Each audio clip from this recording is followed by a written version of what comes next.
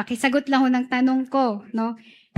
Authorized ho ba sila to handle the audit? I'm referring to the audit itself, no? I'm not referring to the subpoena.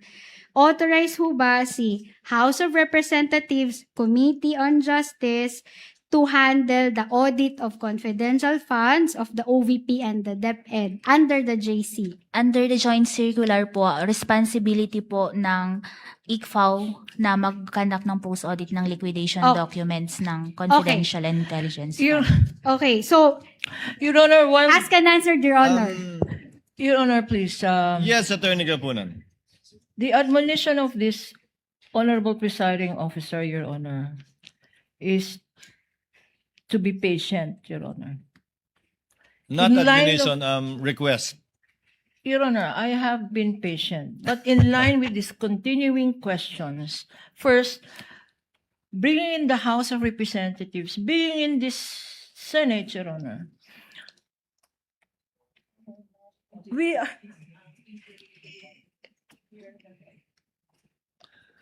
Counsel. Is in response to, are we auditing? Your Honor, please, if they're making a point that this witness, that the COA witnesses here, Your Honor, are here to testify because they're scared of the budget for their agency, or they're scared of this congressman, Your Honor. Your Honor, this is already beyond Your Honor, beyond cross-examining. While this honorable presiding officer has given much leeway, Your Honor, let us confine ourselves to what is precisely the definition of cross-examination is. What was taken up during direct and what may be relevant. What may be relevant, Your Honor? This is beyond relevance, Your Honor. Counsel- This is already immaterial and irrelevant. The If they want to show, Your if Honor- that is their strategy, if that is their defense, Your Honor, present a witness. no, it's Present. it's not an objection, Attorney Christine. I think it's more of a manifestation, but the presiding officer would ask you to move forward. I think the Yes, senator Your Honor. judges in the court see your point and Yep. where you're going at in I will. relation to this. You Yes. can move on to your next point. counsel. Actually, Your Honor, just a quick manifestation. The council is preempting my questions. I will not be asking questions on the budget, Your Honor. That's not the line of my the line or the questions that I will That's not ask, the Your point. Honor. Your Honor. Can I continue, Your Honor, please? Kindly wind Thank up with you. this point, Attorney Yes. Christine. Okay, so sa sinabi niyo ho, si COA ICFAO lamang ang may karapatan na mag-audit ng confidential funds of the OVP and the DepEd, tama ho? Based on the joint circular po, it is the responsibility of the ICFAO po. Okay, so si House of Representatives Committee on Justice cannot review the decisions and actions Excuse me. taken by the COA. Excuse me. Asked and I think answered, the ruling counsel. of the Only presiding COA is to ICFAO go to can do it. another point. This is another point, Your Your Honor, Honor. the presiding officer has ruled. Counsels, please. I would consider it asked and answered. Only COA ICFAO can, and it's quite obvious. We can even take judicial notice of that as part of the law that the House does not have any power nor jurisdiction, nor the Senate for that matter, to review the findings of an independent constitutional commission, which under the law she answered to, can only be appealed via petition for certiorari under 45, citing Rule 65 to the Supreme Court. Move on, counsel. Okay, I will take that as an answer, Your Honor. Yes. I was about to elaborate, but okay, I will take that as an answer. The court takes judicial notice and knowledge of that, counsel.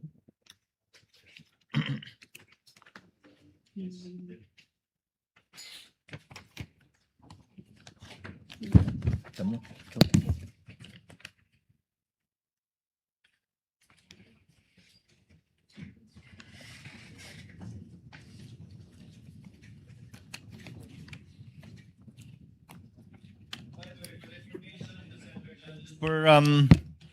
Per the Senate President, we shall convene session at 4 p.m.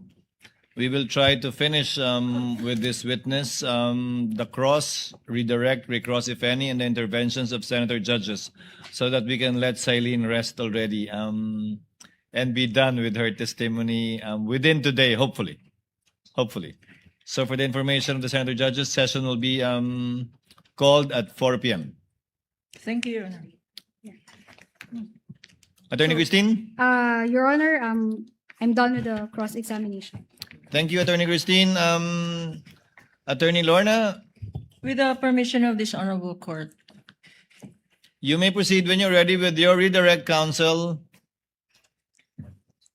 That we're ending at 4 o'clock does not give you permission to consume the time until 4 o'clock, Attorney Lorna, so that we still have time for the senator judges. Please proceed. excuse me, I'll just remove my candy. Okay. Madam Witness, this morning,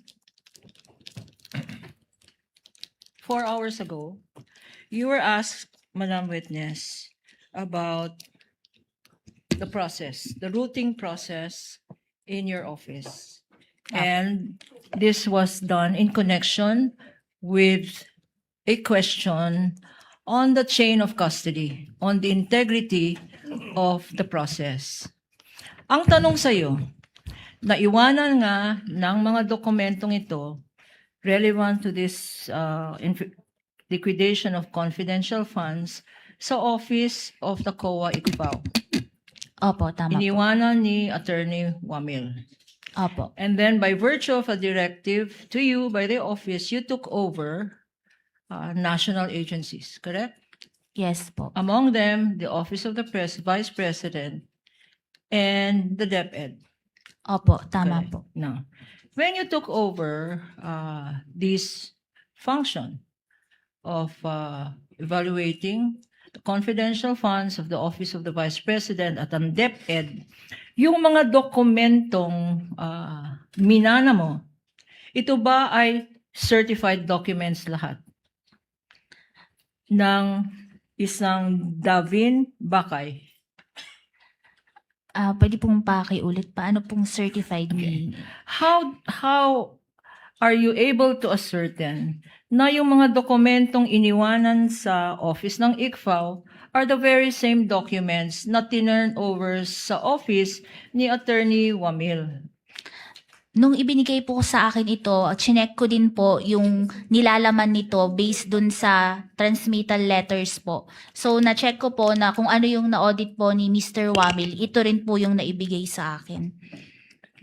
So, walang nadagdag na dokumento. Wala po. Walang binawasan na dokumento. Wala po. Wala kayong pinalitan, sinubstitute na dokumento. Wala po. In other words, the integrity, the completeness of all those documents left by Attorney Wamil with the office of the ICFAO remained complete. Yes po, tama po. Ano naman? Ibig sabihin ng routing. Kasi counsel here made mention of initials. Ano yung mga initials na yon? Yung mga initials po na nasa baba, yung sa AOM po, kung sino po yung action officer, tas sino po yung mga nag-review na division chief, hanggang makadating po dun sa aming officer in charge. Kaya yun po yung mga nag-review dun sa AOM na yun. In other words, Madam Witness, hindi lang ikaw ang nag-decide ng AOM, ng notice of suspension, at ng notice of disallowance. You are not the only person who decided. Yes po, kasi dumadaan po ito sa review process from the action officer to the division chief to the officer in charge ng ICFAO po. So, hindi mo lang professional judgment to. Your Honor, please. The question is leading. Your Honor, please. We'll allow it. We'll allow it. I think that was already answered to by the witness earlier as well. Yes po. Okay. Ngayon, yung routing slip na yan, doon ba dumadaan ang mga dokumento? Opo. Okay. At sa mga taong minention mo, meron bang nakalagay dyan? Meron bang pwedeng idagdag? Sino ang first initial doon? Sino nga ba yung first initial doon? Yung action officer po, yung RCW, si Roderick po. Yung action officer ba yan? Pwedeng magdagdag, magbawas, mag-substitute ng mga dokumento other than yung sinubmit ng Office of the Vice President at ng DepEd by way of liquidation ng mga document ng confidential funds. Hindi po. Okay. So, yung susunod doon, yung action officer, sinong susunod doon?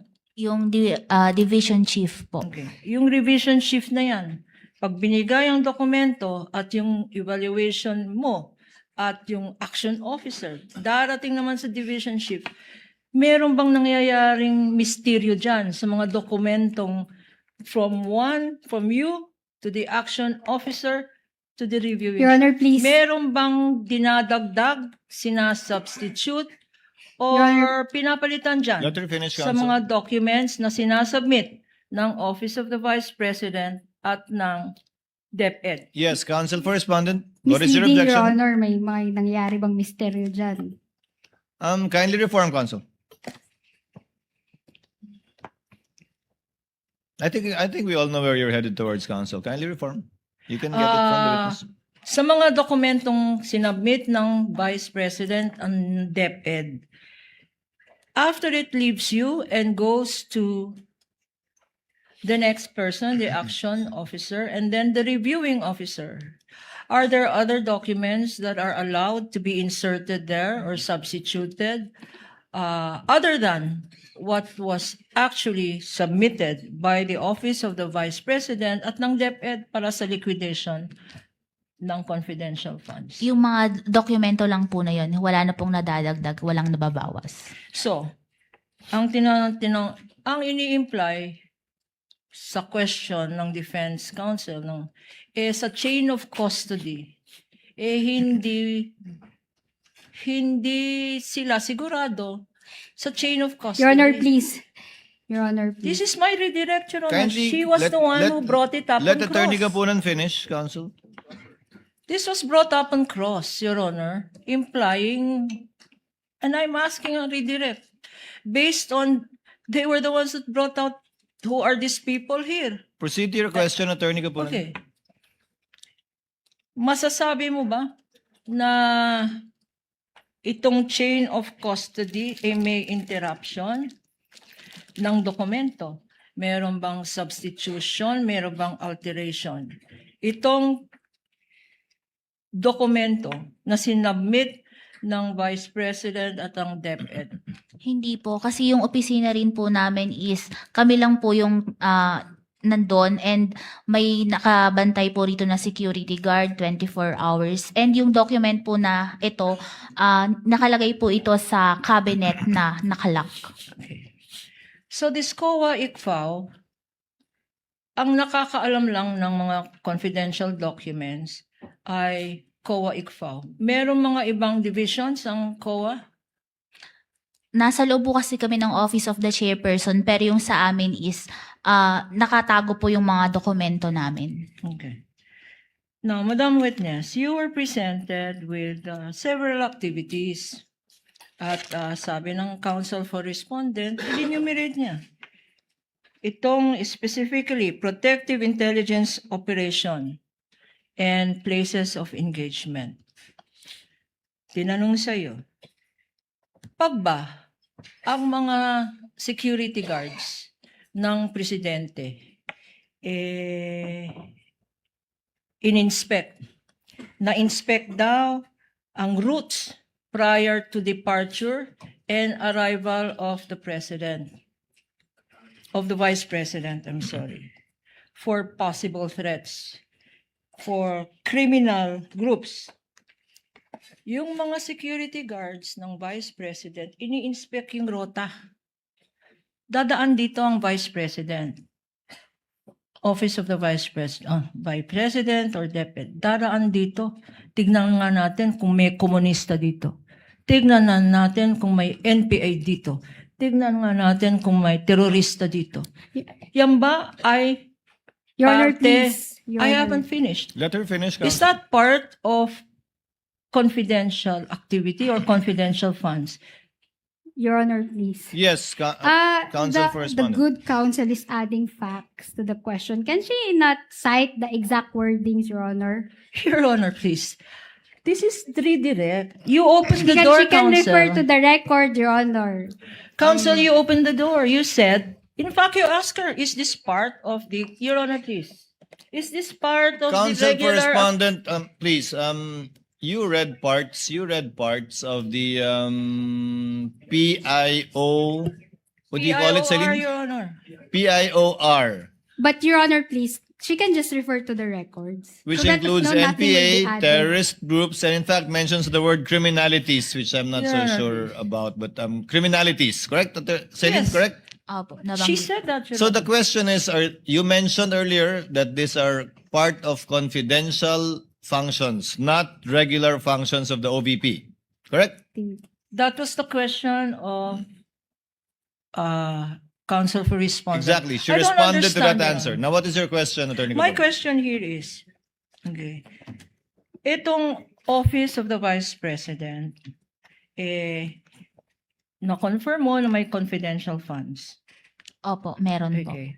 But in the Commission on Audit, outside COA ICFAO, are you aware that the Office of the Vice President has funds outside the confidential funds, her confidential funds? Nasa part na po yun ng regular audit. Ang sa ICFAO lang po is yung sa confidential funds lang po. So you're saying that the Vice President, OVP, the DepEd Secretary, has funds. Your Honor, other than- please. I Already haven't even answered, finished. Counsel? She answered. Misleading, Your Honor. She didn't say that they have funds. She said she has no knowledge because that is No, not the Your scope of her audit. She said, Your Honor, She said that that it's not there the are subject. there are funds subject of regular audit.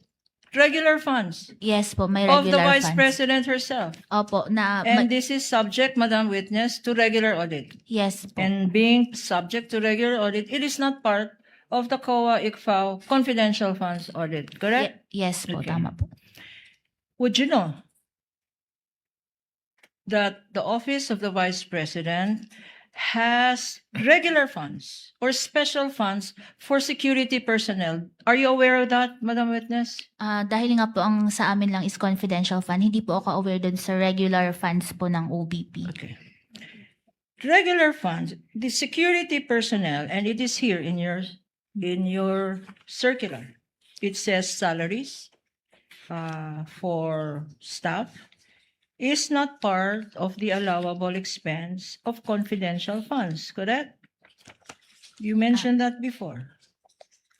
Nasa 4.11 po yung mga hindi dapat paggamitan ng CF at IF.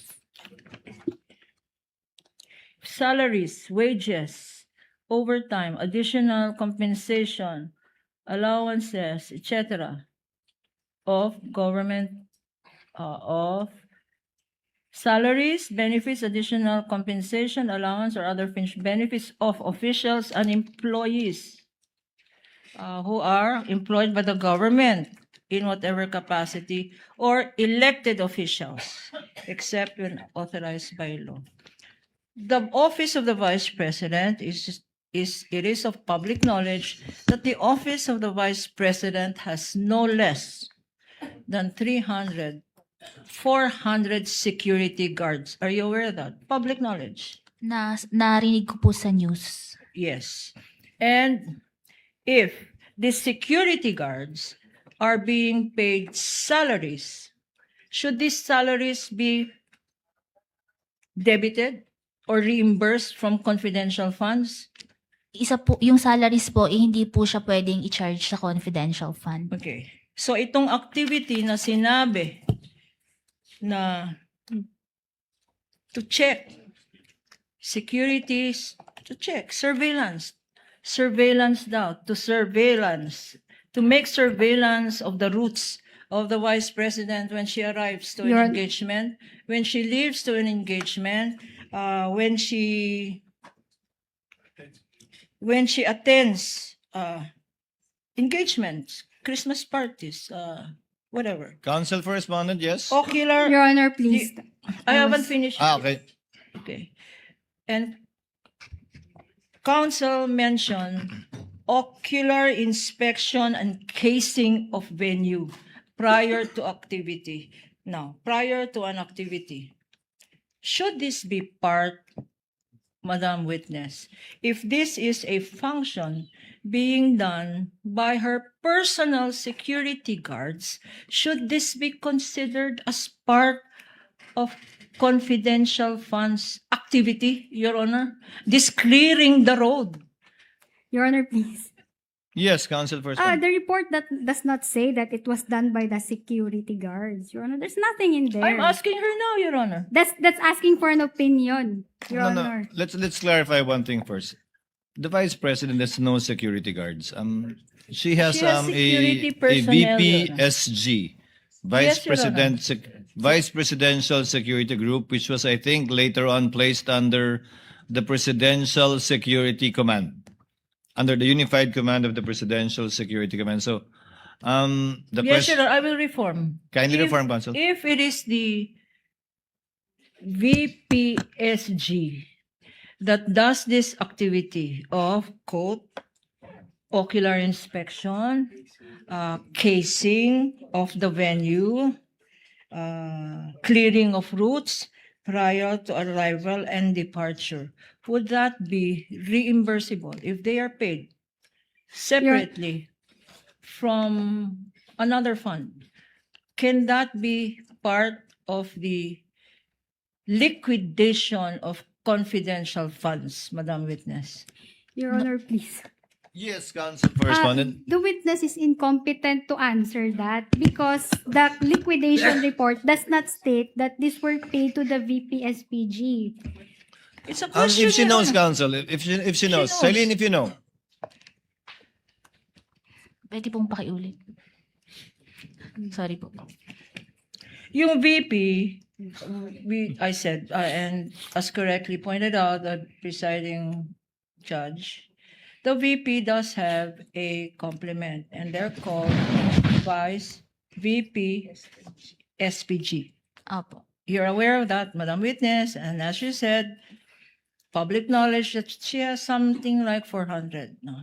My question to you is, and you already confirmed that the VP herself has funds outside these confidential funds. Your Honor, please. There's Yes, no question Counsel. yet. Misleading, Your Honor. She did not say that she confirmed that there were funds of the VP outside of the confidential Anyway, funds. Counsel, the Senate passes the budget of all the offices of government, and we are well aware that the office of the Vice President has other funds. We need not belabor the point on objections from either side.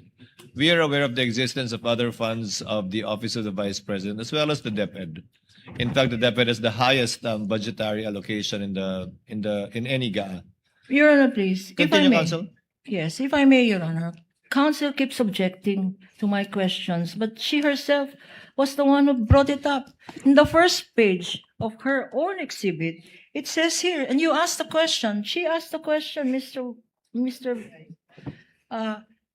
Presiding Judge, Your Honor. She says, what is this scope? This report, quote unquote. You read this. She read this, Mr. I confirm Presiding that, Officer. Your Honor. Move The on, scope Counsel. pertains to the narrative of events and accomplishments of the VPSPG. VPSPG. In terms of the protective intelligence during the engagement of Vice President Sara Duterte for the first quarter. So, these activities are the activities Move on, Counsel. Yes, of the chair already ruled in your VPSPG. favor. So she can answer, Your Honor. Yes, yes. Move forward, Counsel. Can you answer that question? If, as stated there, these are activities of the VPSPG for the personal engagements of the Vice President, is this a proper matter?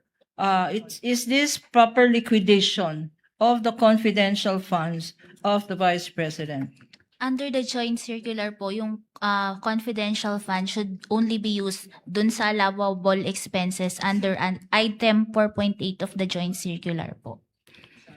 You did not answer the question, Celine. Yes or no? Pwede pong pa-clarify ulit yung tanong. Kasama ba sa proper liquidation ang personal engagements ng Vice President at ang bayad or the payment of compensation for the VPSPG for her Your Honor, please. activities relating to personal activities of the Vice President? Kung yung personal activities po, hindi siya chargeable to confidential funds. Okay. Now, Madam Witness,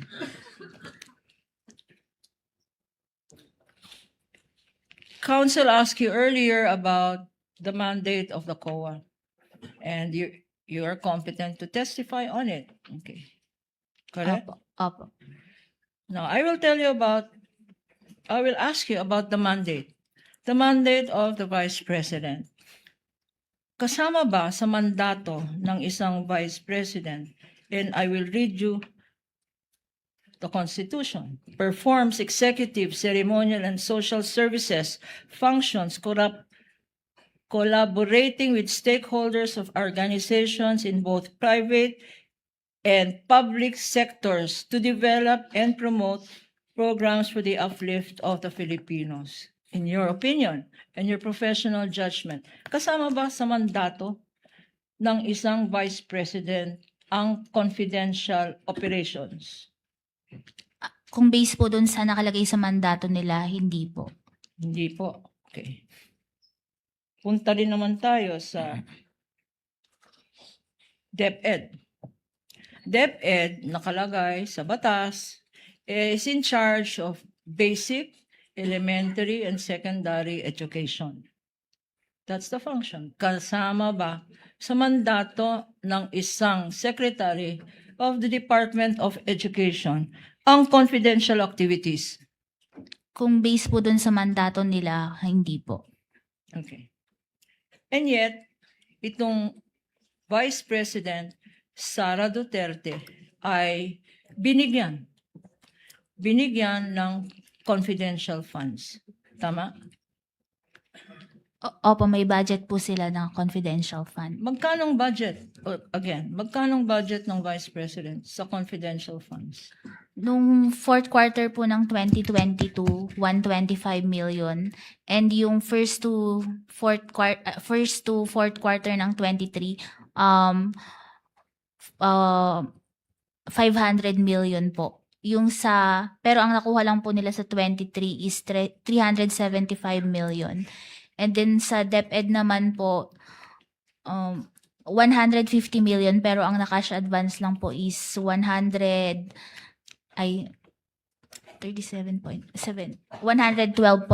million. Okay. Let us now go to, tama ka, wala sa mandato both ng Office of the Vice President at ng DepEd ang confidential activities. Now, let's go to yung sinabi ng counsel for the respondent na quoted from the FIORS, itong report na sinubmit. Meron siyang sinabing activity. The activities read, Madam Witness, for the first quarter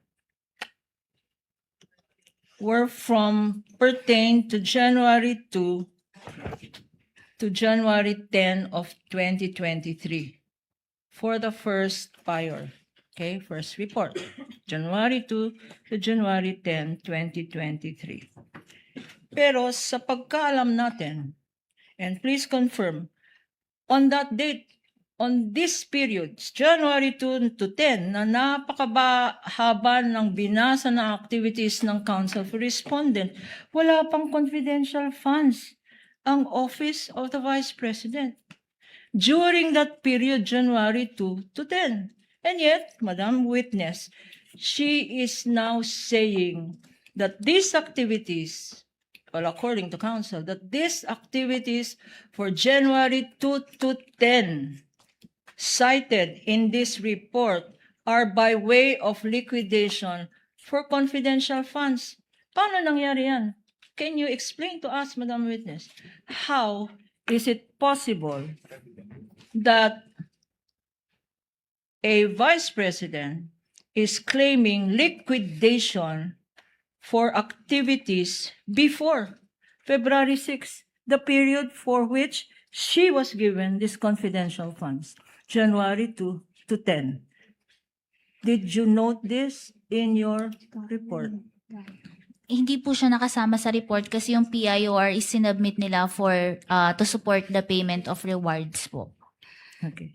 Let us now go. But Based on this document, the activities cited by counsel were for a period prior to receipt of the confidential funds that President said, this is in liquidation of the confidential funds I received. Going now to my next point, Madam Witness.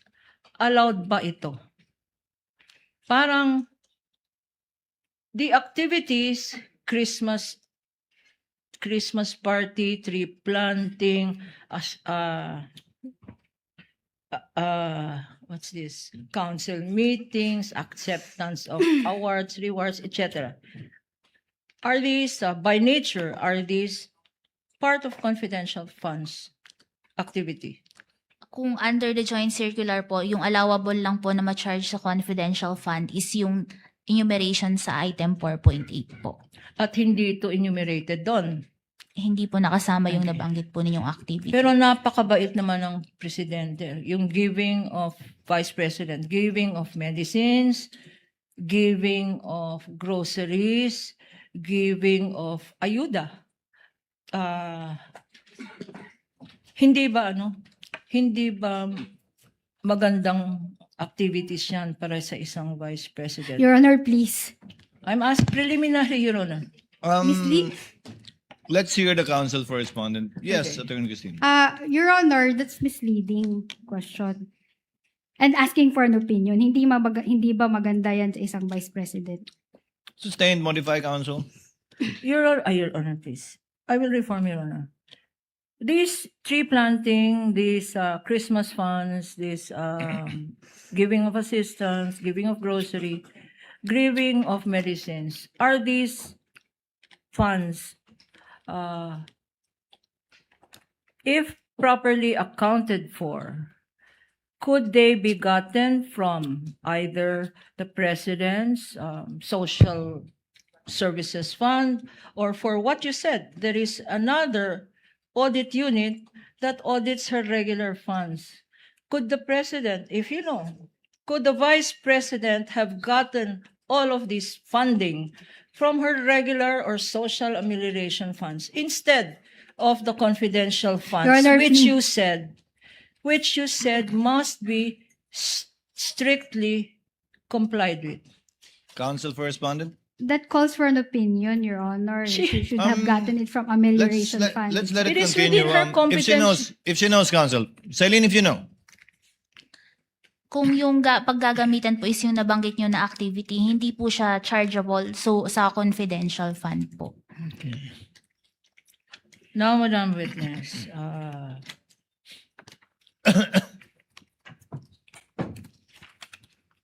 you said that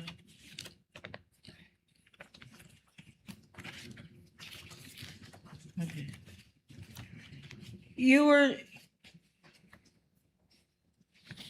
were shown or you were asked by counsel for respondent certain activities, and she mentioned 4.8.6, which are among the activities that should be covered by confidential funds. To uncover, 4.8.6, to uncover and prevent illegal activities that pose a clear and present danger to the agency personnel, property, or other facilities under the resources.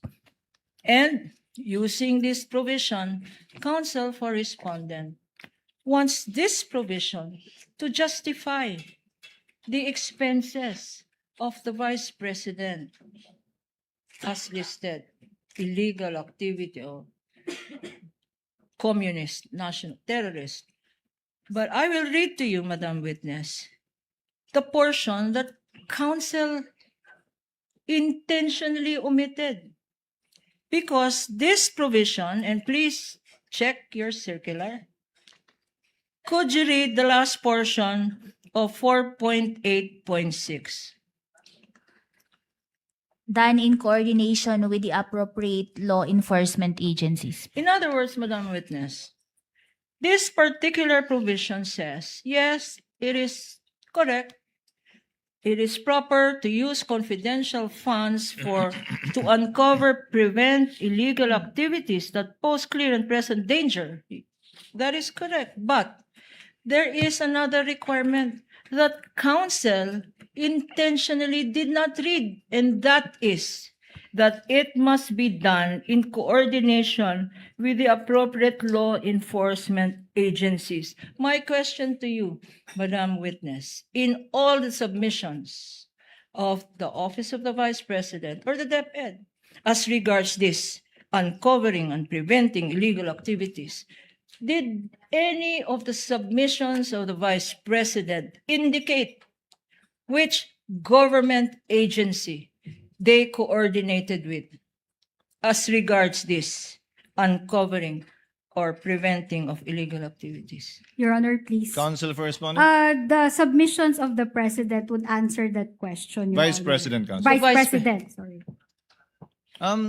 It The was all question is- submitted to Silene. Let Silene answer. Silene, Dun were po- there any submissions Meron that ba, okay, it was coordinated with the respective law enforcement agencies? meron bang sinabmit na dokumento ang Office of the Vice President na Madam COA, ito po yung mga government agency na kasama namin na nag-implement nitong surveillance, nag-implement nitong binigay naming information para uncovering on preventing illegal activities. Meron bang listahan o dokumento na sinabmit ng Office of the Vice President or ng DepEd showing precisely the appropriate law enforcement agencies they collaborated with? Yung sa DepEd po, yung sa certification ng AFP to support the payment of rewards, may nakalagay po doon na coordination. Certification lang. Okay. Sa Office of the Vice President, Doon po, meron po ang nakalagay na doon sa PIORs nila, nakalagay po doon kung kanino sila coordinate po. Meron doon sa PIORs yung details. sino-sino ang mga national agencies na to? At more important, ano ang evidence of success? Ano ang connection ng coordination or pag-cooperate ng OVP or DepEd sa success? Na sinabi mo na another requirement, an important requirement in the liquidation of confidential funds. Meron bang documentos showing the success of this collaboration with the government agencies? That's a compounded question, Counsel. okay. If I may. Sabi niyo sa DepEd, may dokumento nagpapakita may coordination sa AFP. Sa Office of the Vice President, may dokumento ba nagpapakita ng koordinasyon sa law enforcement agency? Sabi niyo, oo. At kung maalala ko, Silene, local police, di ba? Opo, nakalagay po doon sa PIORs nila. No, it's a compound question because now Counsel is asking you, what is the proof of success of these coordinative efforts with law enforcement agencies? May pruweba ba ng tagumpay nung mga operasyong yun? Yun pong sa DepEd po, kinonsider ko po as documents evidencing success yung sa certification ng AFP. Yung sa OBP po, yun po yung hindi na hinanapan ko pa ng additional documentation na nagpapakita ng success. Particular dun sa portion na nagbayad ng reward, Opo, tama. hindi sa impormasyon. Opo, tama. Okay. Madam Witness, also counsel referred you to 6.2.3, which is liquidation of cash advances for confidential funds. At binasa niya isa-isa. Nag-submit ng liquidation report, nag-submit naman. Certified copy, etc. of disbursement vouchers, evidence of documents, physical financial plan, lahat ng binasa dito sa 6.2.3. Ay sinabi ng counsel for the respondent, ay sinabmit naman. Kung compliance, post-audit compliance ang COA-ICFAO. Kung sinabmit naman itong mga dokumento, bakit meron pa rin AOM? Bakit may AOM leading to notice of suspension, leading to notice of disallowance? If, in fact, as counsel for respondent suggest, kompleto naman kami ng submissions.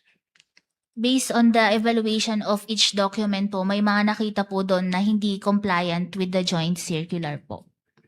And kagaya ng, just very briefly. Yun po, gaya yung sa OBP po, yung payment of rewards which were not supported with documents evidencing success, and yung mga purchases po na hiningan ko ng other documents that deemed necessary in the audit po.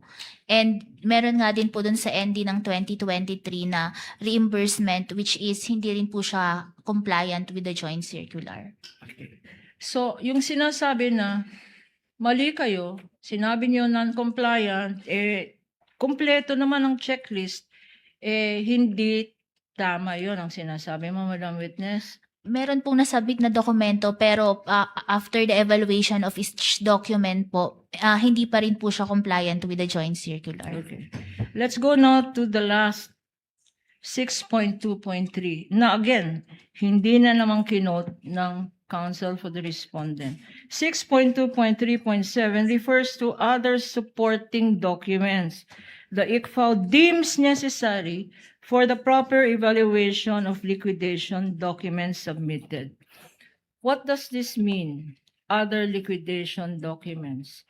Ang ini-imply ng Office of the Vice President at DepEd councils na kasi sinabi nyo, limited to the documents. Are you constrained? Kayo ba ay bawal tumingin o humingi pa ng iba pang dokumento para patunayan, tinatawag na supporting documents, na inaakala niyo yung kailangan or necessary para sa proper evaluation ng liquidation documents submitted? Pwede po kaming humingi ng additional documents na makakatulong sa amin sa pag-evaluate po ng liquidation ng confidential fund. Kagaya ng ano itong other supporting documents? Gaya nga po yung hiningi ko dun sa purchase of supplies and provision of medical and food aid. Yun pong receipts and sales invoice po to ascertain na talagang pinambili ito ng supplies and food and medical aid. At sinabihan nyo sila, no?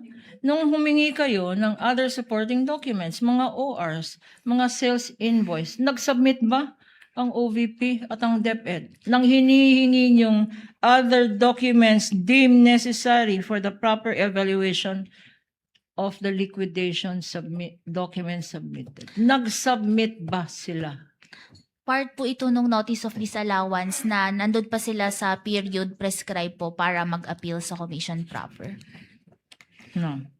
Ito ngayon, sinabi mo, you were confronted with your tabulation and your summaries na wala naman nakalagay na pangalan doon. Ang nakalagay lang doon, dates tsaka amounts. Opo. Correct? Opo. Okay. And in particular, merong pinakita sa'yo, as part of your summary, merong mga acknowledgement receipts doon na ang date ay iisa lang. Opo, tama. But disbursed in one day. Nakalagay yun, disbursed in one day. Tama? Yung kahapon po, opo. Okay. Ngayon. In your joint circular, kasi in relation to that, pinag-usapan rin, Attorney Wamel, and now you confirm, pinag-usapan rin ang observation na mahina ang internal controls ng Office of the VP at ng DepEd. And patunayan dyan, meron disbursement officer allegedly nag-disburse ng several amounts in several places. Na-mention, in fact, sinabi ko Superman, pero sabi ng presiding officer, physical impossibility na lang ang gamitin niya. The physical impossibility of an authorized special disbursement officer to distribute all of these funds in one day, based on your opinion, professional opinion, does this indicate what they refer to as lapse of internal controls? That a person solely authorized to disburse is not the only person actually disbursing. Would that be lapse of internal controls? Yes po, kasi under the joint circular, it's the responsibility ng head of agency to institute sound and effective internal control po. And when the head of agency, in this instance, the vice president, says to the SDO, to Ilagan, pag sinabi ng vice president or DepEd, who is the head of agency, ikaw, special disbursement officer, huwag ikaw ang mag-disburse. Ibigay mo yan sa security guard, sa security personnel. Ibigay mo yan, pag-disburse, wag na ikaw. Bigay mo sa security personnel, knowing, or she ought to know. She knows or ought to know as head of agency and as a lawyer, knows or ought to know that the person expressly authorized by law is the only person authorized to disburse public funds. Tama ba yan? Is that an indication of tight internal controls? Hindi po. Going now to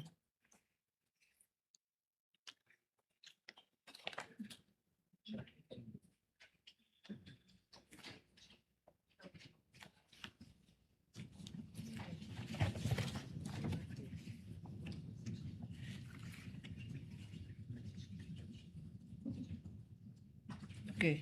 As I mentioned earlier, pinakitahan ka ng counsel for the respondent ng mga buyers. Documents listing activities prior to the receipt of the confidential funds. Opo. Okay.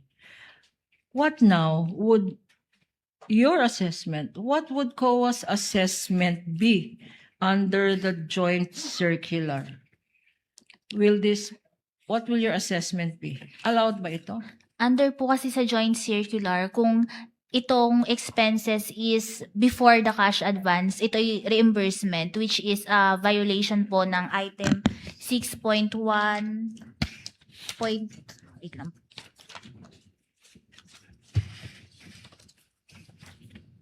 Under po sa joint circular, yung sa 6.1.2, sabi po dito, in no case shall cash advance for CFN or IF be utilized as reimbursement of the expenses prior to the granting of the cash advance. Okay. So these are disallowed expenses. And yet, knowing that hindi naman covered ito ng kinash advance nila na confidential funds, sinubmit pala nila. Ano yan? Palagay ko. Ano yan? Palusot ba yan? They're trying to get reimbursement or trying to use activities not covered by the Your Honor, please. specific period to justify the liquidation of confidential funds. Counsel Apart for from what you respondent. said, what is the... Conclusion of fact, Your Honor, palusot ba yan? End up also with the recross and proceed to the interjection so that we can finish with this witness. We're going around repeatedly already on the same conclusions of the witness based on her findings. Kindly move on, counsel, please. Your Honor, please, as I said earlier, at the start of this impeachment, one of the rules of cross-examination and direct examination or redirect is to know when to stop. This is where I stop, Your Honor. Thank you. Thank you very much, counsel. Recross. Counsel for the respondent, recross. Okay, recross. Sailin, kanina tinanong ka, no, about the VP-SPG, no, receiving rewards from the OVP, no? Kung ito nga ba ay nangyayari at kung bawal ito under the JC. And sinabi mo na bawal ho yan, di ba? Sabi mo kanina.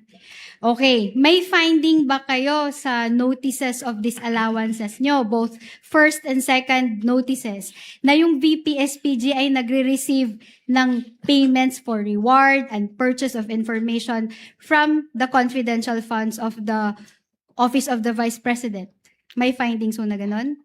Under the joint circular nga po, tama na yung payment of Then, rewards. Hindi. please, Your Honor, please, can the Kindly witness answer the question, Yes. Celine. The question is simple. Wala po. Wala. How about sa DepEd? May findings ba kayo na yung VP-SPG tumatanggap ng rewards and payment for purchase of information from the confidential funds of the DepEd?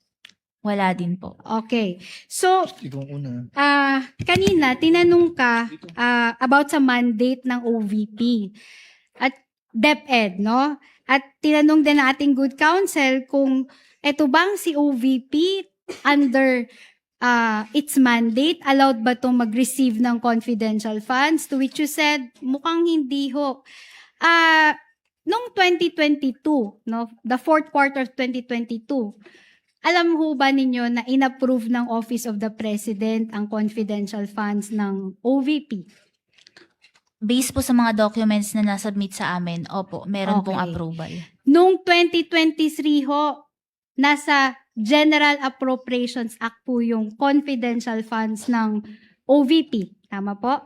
Based po sa mga submissions sa amin, opo, nasa GAA po. Okay. In short, ito po ay inapprove ng ating Congress, yung GAA. Tama po? Opo, tama po. Okay. Does the JC prohibit the Office of the Vice President from receiving confidential funds?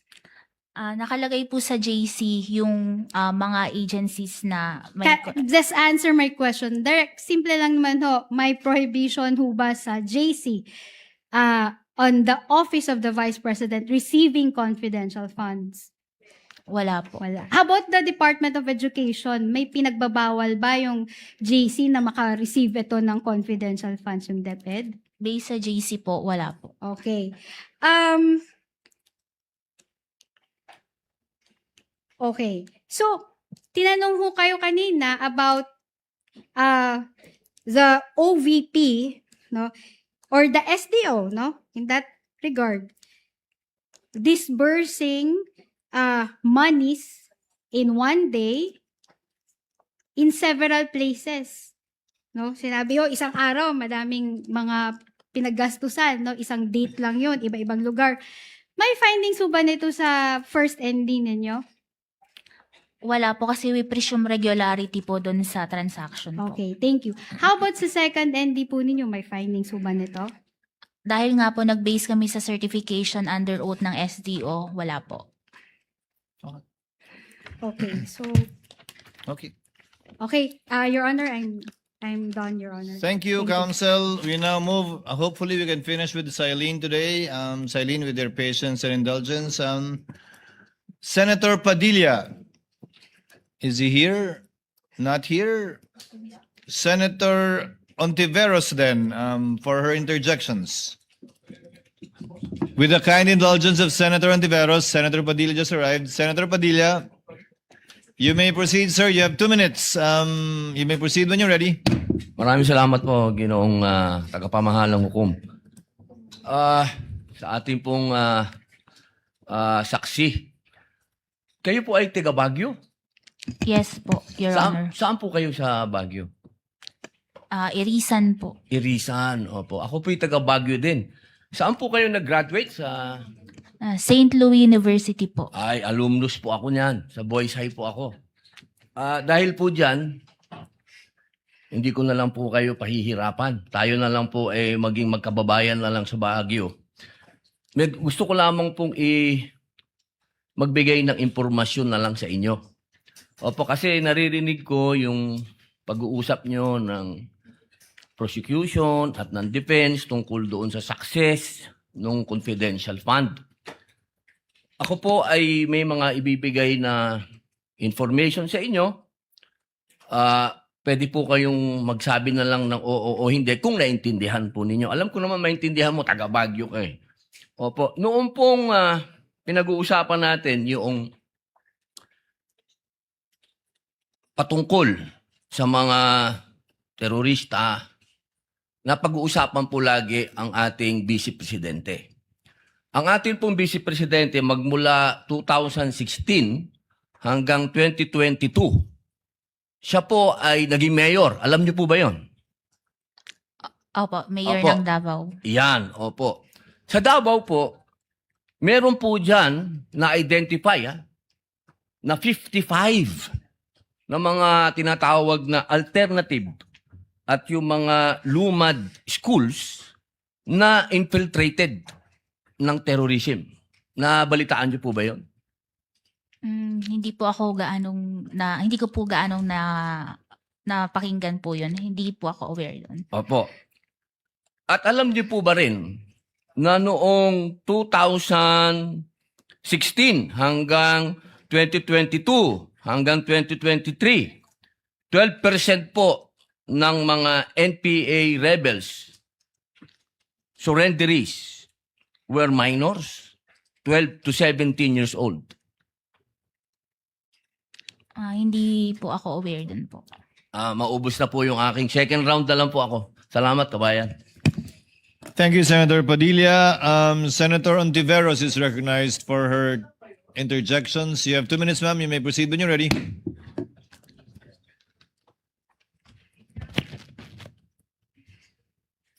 Salamat po, Mr. Presiding Officer. Ms. Witness, Ms. Silene, kahit pa po walang confidential at intelligence funds ang OVP, may budget naman po ang VPSG para sa security ng lahat ng Vice Presidente, di po ba? Under po ata sila sa pagkakaalam ko, under po sila ng AFP. Under ng AFP. Ngayon, 3 taon na pong walang intelligence and confidential funds ang OVP. Kung alam nyo, may VPSG pa naman pong naka-assign sa kanila para bantayan yung kanyang seguridad, di ba? Sa pagkakaalam ko po, yun nga, nabanggit po kanina ni presiding officer, napunta siya sa PSC, Presidential Security Command po. Okay. Ngayon, yung mga activities na nandoon sa mga Protective Intelligence Operations reports na pinakita kanina, may binigay bang mga ebidensya ang OVP para patunayan na ginastusan nga po nila ang bawat isa nun? Wala po kasi in-attach lang po nila yon as proof of success of information gathering and surveillance activities. Okay. Na ayon sa inyo kanina ay hindi pa sasapat dun sa hinahanap nyong mga proofs of success dun sa intelligence gathering activities na iyon. Opo, tama po. Okay. Ngayon, sa iba namang mga acknowledgement receipts, may nakalagay na purchase of medical and food aid at dati naman medicines. May resibo po ba silang ibinigay para ipakita na talagang ang binayaran o ang binili ay yung mga gamot o yung mga pagkain na iyan? Wala po silang inattach na any receipts for sales invoice. Acknowledgement receipts po. Kahit sales invoice, wala. Acknowledgement receipts lamang. Opo. So, walang ebidensya na talagang ang pinagkagastusan ay yung mga gamot at yung mga pagkain na yon. Opo, kasi based lang doon sa acknowledgement receipts po yung sinubmit nila. Na ayon sa COA ay hindi sapat na ebidensya kung mga ARs lamang. Opo, hindi po kasi namin ma-ascertain kung talagang pinambili ito ng supplies, medicines, and food po. Kailangan nyo resibo o invoices para ma-ascertain, masiguro na yun talaga yung pinagkagastusan. Opo, tama po. Okay. Ngayon po, Ms. Eileen, dati po, tinawag ng land bank managers na unusual yung pag-encash ng milyong-milyong pisong, daan-daang milyong piso ng OVP at saka ng DepEd sa tigi-isang araw. Sa audit po ninyo, meron po ba kayong nakitang illegal, improper, o irregular sa paggamit at sa pag-liquidate ng perang iyan?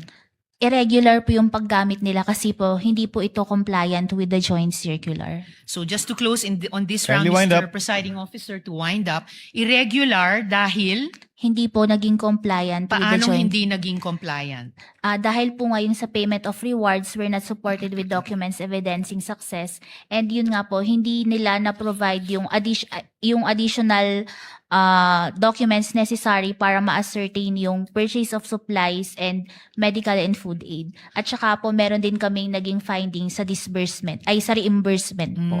Okay. I-follow up ko itong tanong at pati yung punto ng reimbursement sa second round. Salamat, Ms. Eileen. Salamat, Mr. Presiding Officer. Senator Judge Villanueva, you have audit at sa evaluation nyo ng OVP's confidential expenses, which matters po, no? did COA treat as questions of compliance with the joint circular? And which matters did COA recognize as falling within the operational judgment of the implementing agency? Pwede pong paki-clarify po yung question. Which matters po doon sa pag-conduct ng COA, treating it as questions of compliance with the joint circular, and which matters doon po sa paggawa ng COA, recognizing it as falling within the operational judgment ng Office of the Vice President. Yung pag-evaluate po namin ng mga liquidation documents, binibase po namin yon sa joint circular. Yung sa Office of the Vice President po, yung pag-liquidate po dapat nila, it is based po dapat sa should be compliant with the joint circular. Dapat pareho lang. Opo. So when COA disagreed na yung OVP's characterization that an activity was confidential, necessary, and successfully accomplished, what specific standards po yung ina-apply nyo? The joint circular po ang basis ng aming audit. Wala na pong ibang separate COA guidelines. Ginagamit din po namin yung rules and regulation on settlement of accounts. I'm sorry. The rules and regulations on settlement of accounts. And ito po, same standards applied consistently to all the transactions reviewed. Opo, tama po. Salamat po. Kapag nag-issue po ang COA ng notice of disallowance, maaari pa po bang itong ma-cure simply by correcting, replacing, or subsequently submitting supporting documents?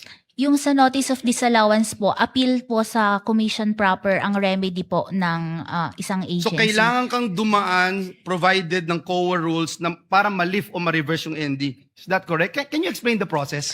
Pag nag-issue po kasi si ICFAO ng notice of disallowance, may demand na po to restitute the amount. Pero may remedy pa din po yung agency na mag-appeal po sa commission proper. Commission proper or COA director? Commission, yung sa case po ng ICFAO, diretso na po sa commission proper ang appeal. Tapos, pwedeng mag-MR.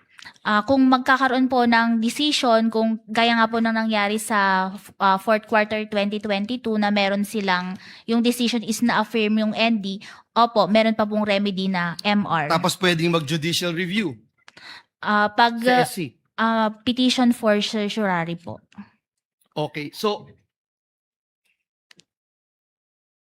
yung pong pag-correct o pag-submit ng additional document ay hindi by itself equivalent sa legal lifting o reversal ng ND. Depende po yan sa evaluation na po ng Kailangan sa commission aksyonan ng proper COA. Opo. Malinaw po yan. Last na po. Para malinaw po sa atin lahat, no? Kung ang isang agency ay nag-classify ng isang activity as confidential, bound po ba ang COA sa classification na ito o bilang constitutional audit body, hindi po? Yung sa confidentiality po, pag naipasa naman po sa amin, iniingatan din po namin yung mga documents na nasasubmit sa amin. And what we do po is yung kung tama ba yung paggamit ng confidential fund na ibinigay po sa isang ahensya. Ulitin ko po yung tanong. Hindi kayo bound. Hindi kayo bound na ang isang ahensya dineclare confidential funds ito. Hindi kayo bound dahil as a constitutional body, meron po kayong independent evaluation as Commission on Audit para yung malaman kung isang ang activity at expenditure ay talagang confidential in nature at pasok ito sa definition at allowable uses under the joint circular. Yes po, kasi itong confidential fund is pondo po ng bayad na kailangan ma-audit at magkaroon ng proper maging anong tawag dito, ma-check kung ito ay nagamit ba sa tama po. Again, hindi kayo bound. Pag dineclare ng isang ahensya, ito confidential funds, hindi kayo bound. Hindi po, kasi nga kailangan i-liquidate pa din po properly. Tama po yun, no? And I support that sa Constitution, Article 9D, Section 2, 1 and 2, COA has the power and duty to examine, audit, and settle accounts involving government funds and the exclusive authority. Kayo ho, yung may exclusive authority to define the scope of your audit. Is that correct? Opo, tama po. So, ibig sabihin, ang polisiya po ninyo, hindi po sapat na tawaging confidential ng isang ahensya ang isang activity subject pa rin po ito sa independent audit determination ng Commission on Audit. Is that correct? Yes po, tama po. Dahil nga po ito ay pondo ng bayan at kailangan po na ma-audit ito ng tapat. At nung ginawa po nyo ito, ilang beses po silang nabigyan ng pagkakataon para sumagot? Yung sa fourth quarter 22, dumaan po ito ng AOM, naging NS, naging ND. Yung sa 2023 naman po, AOM, tapos naging ND dahil nga po may direct violation of the joint circular. Salamat po sa pagklaro ng proseso. Salamat. Senator Judge Ready Pangilinan, you may proceed with your interjection when you're ready. You have 2 minutes, sir. Thank you. Magandang hapon. Ma'am. Sa usapin nung December 21 to December 31, 2022 na ginastos yung 125 million. Pag hindi naubos yung 125 million doon sa by December 31, anong mangyayari sa pondo? Babalik po yun sa National Treasury. So ibig sabihin, hindi may babalik as savings ng OVP, babalik sa National Treasury. Opo. Now, I'm trying to understand bakit, di ba, ang ikli ng panahon, which you mentioned, maikli yung 11 days, but wala kayong finding, no? Ngayon, kung halimbawa nagsumiti sila ng mga dokumento para mapatunayan na tama lahat ng ginastos nung 21 to 31, di walang issue, hindi ba? Kung nasubmit nila yung mga hinihiling ninyong additional documents. Yes po. Okay. Pero dahil hindi nila sinumite, hindi nyo alam kung tama nga ba yung gastos nung December 21 to December 31. Tama? Opo, dahil hindi po nila na-explain mabuti. Okay. Of course, hindi nyo malalaman kung illegal o irregular, pero hindi nyo rin malalaman kung legal o regular. Doon po siya magfa-fall sa irregular kasi nga po hindi siya compliant with the joint Okay, circular. hindi nyo malalaman kung napunta sa personal use o hindi. Tama? That's why you're asking for more documents. Opo, tama Okay, po. okay. So, kaya siguro, so kung hindi niya nagastos, babalik.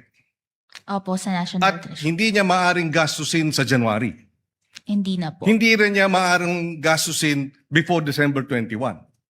Hindi po kasi bawal po ang reimbursement. So talagang dun mo lang magagastos. Yes po, dun sa nakalagay na period of utilization of the cash advance. Which could be valid dahil yun nga lang ang panahon or invalid. Dangan nga lang, kaya kayo humihingi ng dagdag na dokumento para malaman natin kung valid ba o hindi.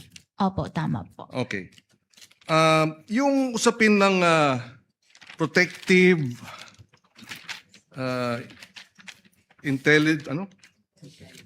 intelligence operations. Okay.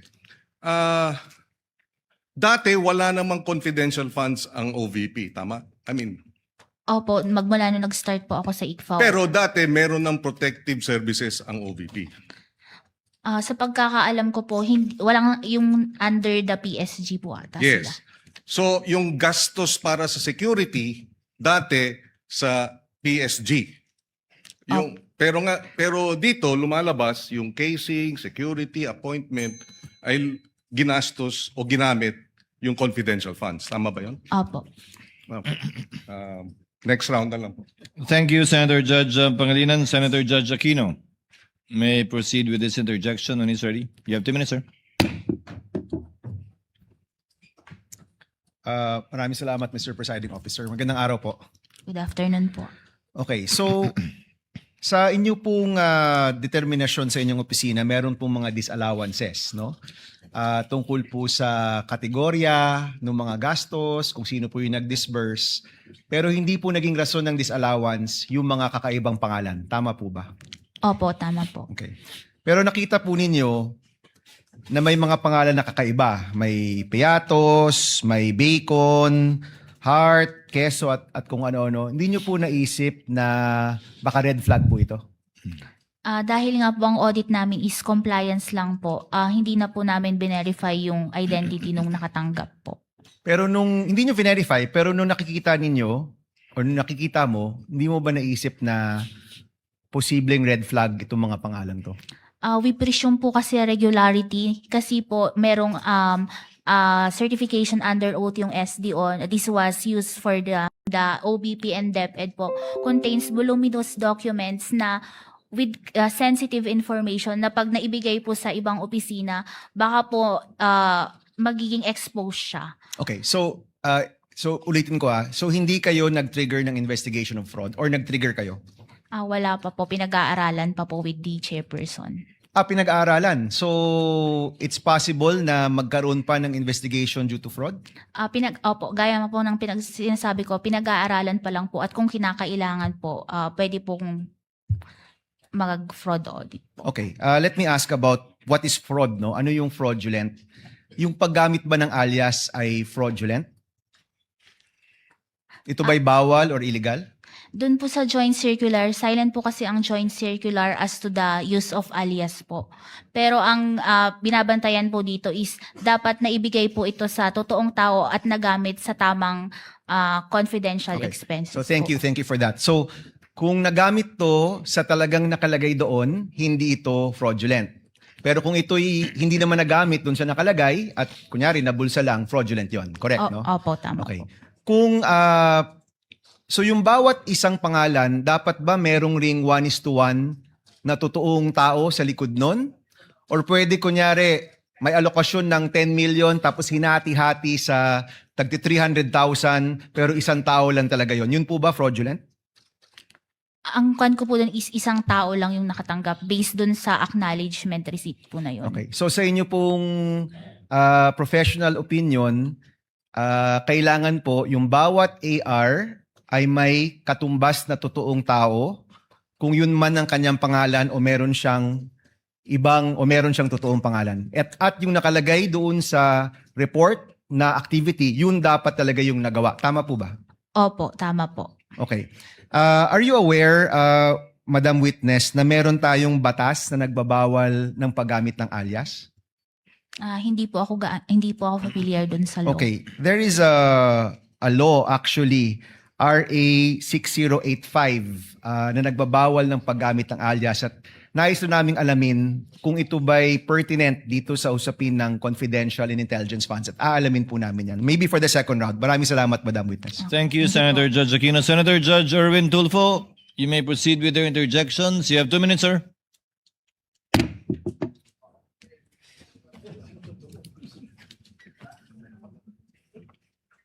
Magandang hapon po, Ginang Witness.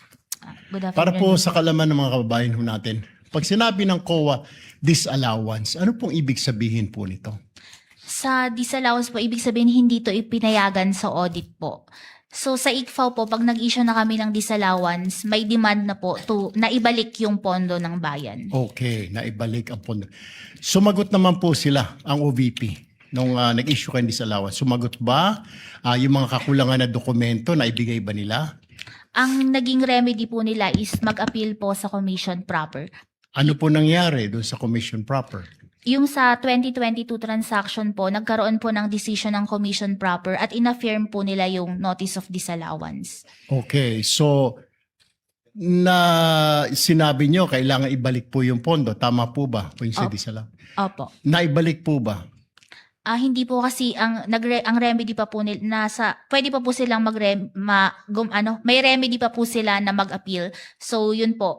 Tapos ang nangyari doon sa 2022, may decision, meron po silang final na motion for reconsideration na pending resolution po. Sa COA po ba o sa SC?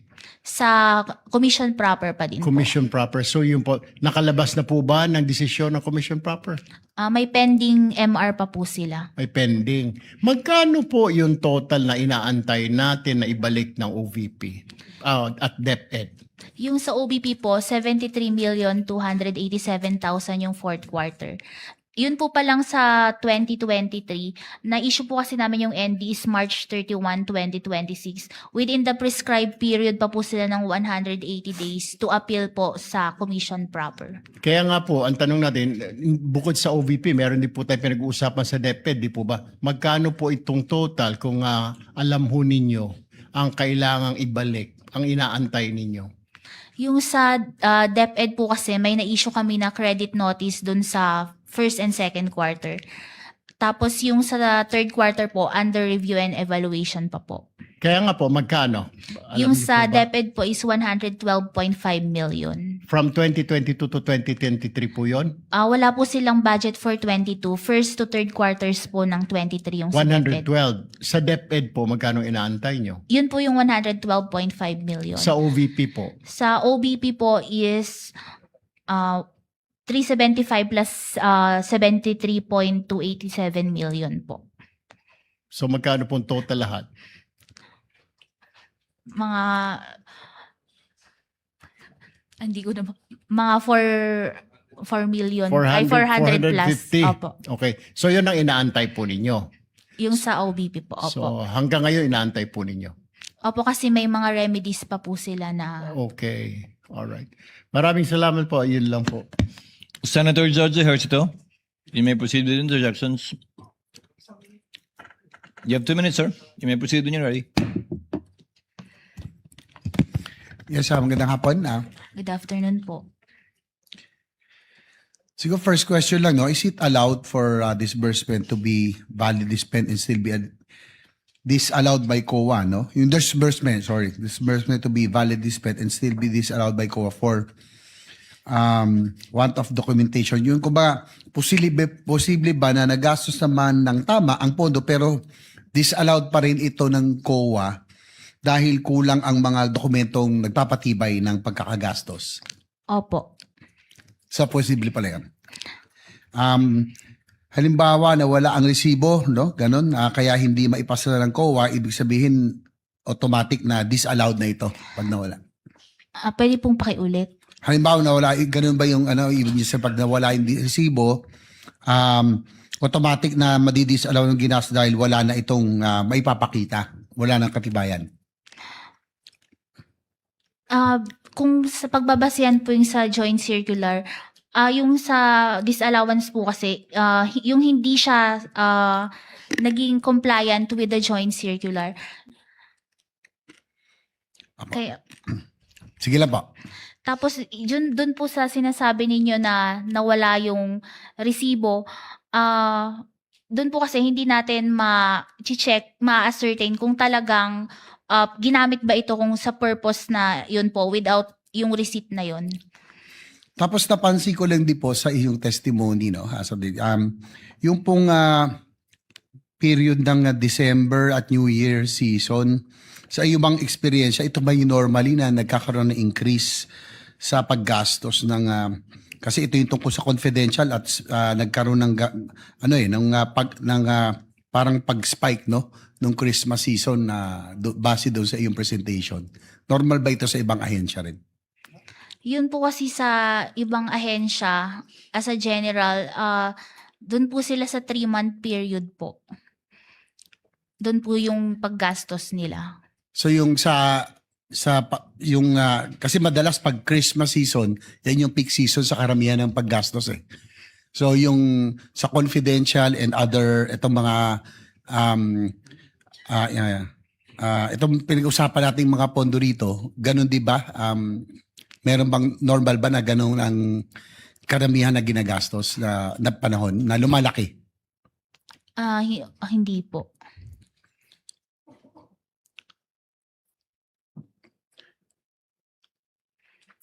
Tapos yung COA nag-issue po ng notice of disallowance. Is it directing the officers, namely, ano pang clarify lang, no?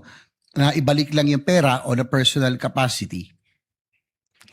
Pag nag-issue kayo ng notice of disallowance. Pinapabalik po dun sa mga persons liable po sa transaction. Gaya nga po dun sa ND, yung head of agency, yung SDO. Accountant, and opo.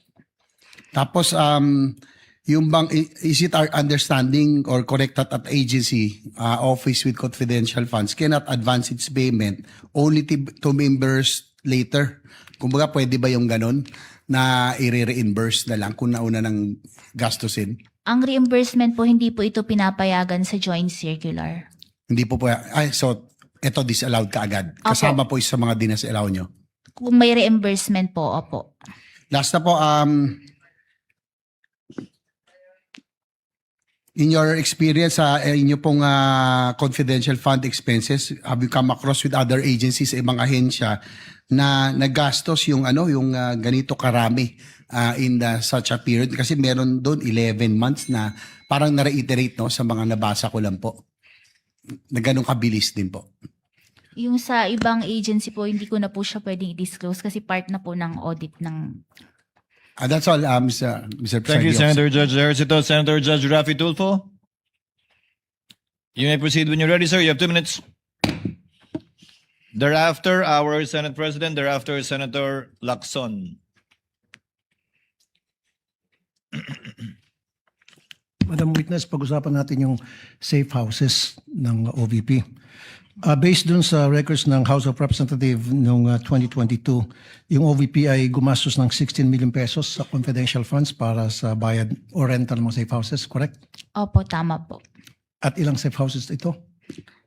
Pwede po ba ma-check ko yung records ko? Go ahead po.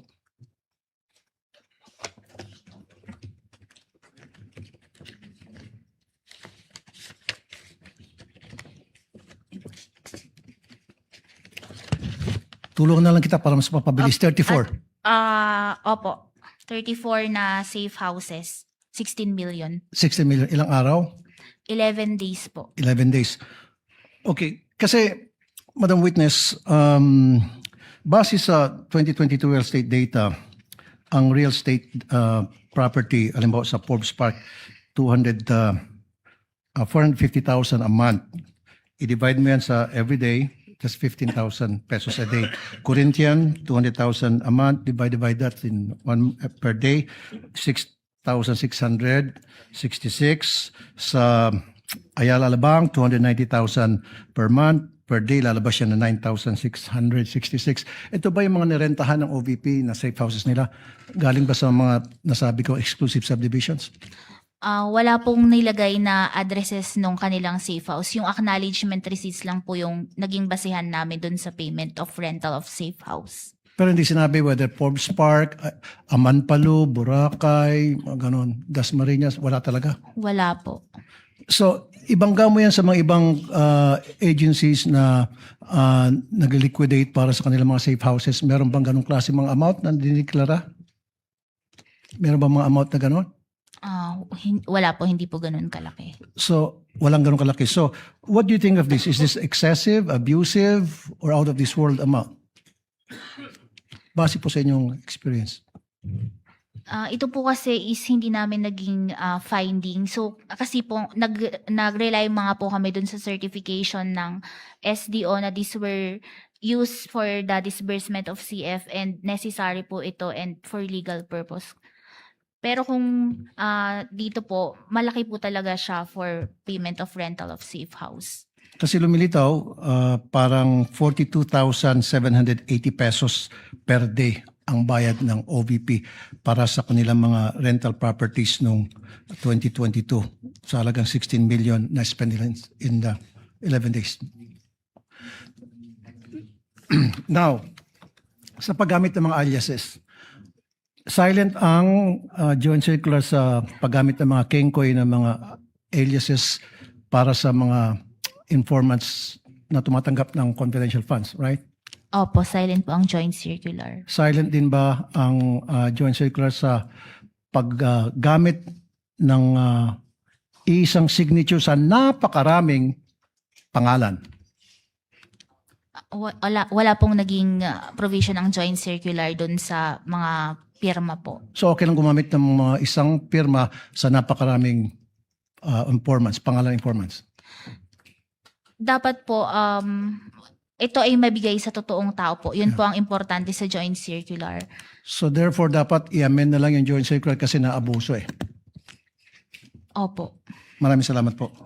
Thank you, Senator Judge Tulfo. The Senate President is recognized for his interjections. You may proceed, sir. You have 2 minutes. Thank you, Mr. Presiding Officer. Gandang hapon na Miss Eileen. Tama po ba? Narinig ko kahapon na kaya na disallow yung OVP for 2023 amounting to 375 million is dahil ibinigay ni Acosta kay La Chica yung pera. Yes po, Your Honor. Okay. At so lahat yun dinisallow in 375. Opo. Tinitignan ko rin tong transcripts ng House kung saan sinabi ni Acosta na yung fourth quarter of 2022, ibinigay rin yung 125 million kay La Chica. At on the same transcript, November 25 to 2024, sinabi naman ni Fajarda na ibinigay yung 37.5 million kay Colonel Nolasco. So in both instances, yung fourth quarter of 2022, tsaka yung buong DepEd confidential funds, ibinigay ng Special Dispersing Officer sa iba. Kung ganyan rin ang sitwasyon, di dapat ma-disallow rin yung fourth quarter ng 2022 at buong DepEd confidential funds. Tama po ba? Yun po kasing sa disallowance nung sa DepEd, di ba nga, yung sa DepEd po kasi is di ba po meron na kaming na issue na credit notice. And dahil nga po sa additional information after namin ma-release yun, August 2024 po kasi yun, November 2024 nagkaroon ng CGPA. So, pinag-aaralan pa po kasi this is the first time po kung sakali man na magre-reopen kami ng settled accounts. And ito po kasing reopening is with the authority of the COA chairperson. Kaya po pinag-aaralan po kung ito ay i-reopen dahil nga po it is the first time and this involves voluminous documents na kailangang isa-isahin Pero po. pag titignan natin yung circumstances, pareho eh.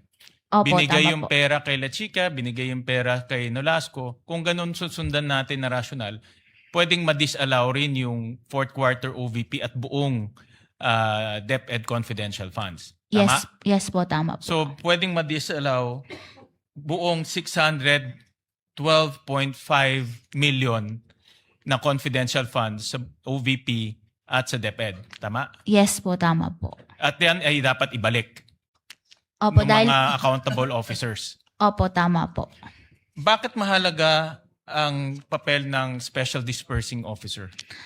Yung special disbursing officer po kasi, siya yung may responsibility to disburse yung cash advance. And dun po kasi sa nangyari sa DepEd at saka sa OBP, nung i-transfer po niya ito sa ibang tao, naputol na po yung chain of accountability.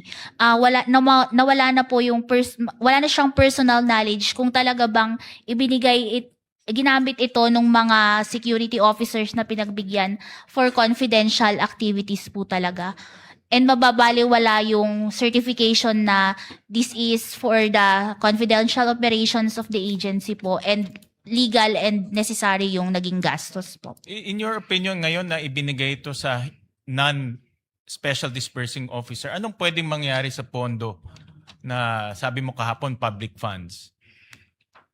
Dahil nga po naging mali yung paggasta nito, kailangan pong ibalik ito sa pondo ng bayan. Kung binigay sa hindi siya na SDO, non-SDO, anong pwedeng mangyari doon sa pondo? Pwede po itong magamit sa hindi dapat paggamitan na hindi for confidential expenses. May risk po na ganun. All right. Thank you, Mr. Presiding Officer. Senator Judge Lacson, you may proceed when you have 2 minutes, sir.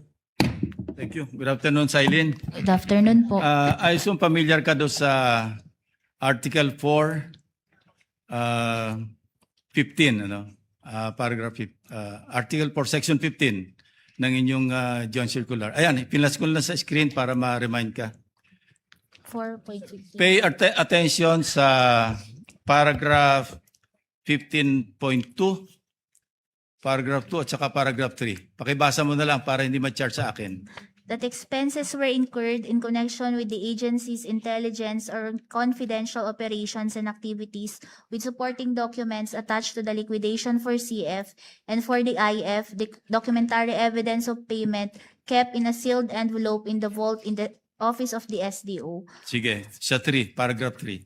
That the details and supporting documents of transactions that are classified are in the custody of the agency and kept in its vault, which may be inspected by ICFAO if the circumstances so demand.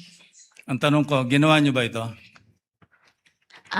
Yung sa inspection po kasi ng vault, sa IF na po yun. Sa use ng... ICFAO ito Siya sabi, if the circumstances so demand. Hindi ba dinidemand ng circumstances na inspection yun yung vault? Yung sa Dahil maraming aliases. yung vault po yung sa vault po kasi yung nagpe-pertain po yun sa intelligence fund. Yung No. may vault po sa office. CF saka IF ito. Hindi lang intelligence. Parehong treatment, Miss Eileen. 415.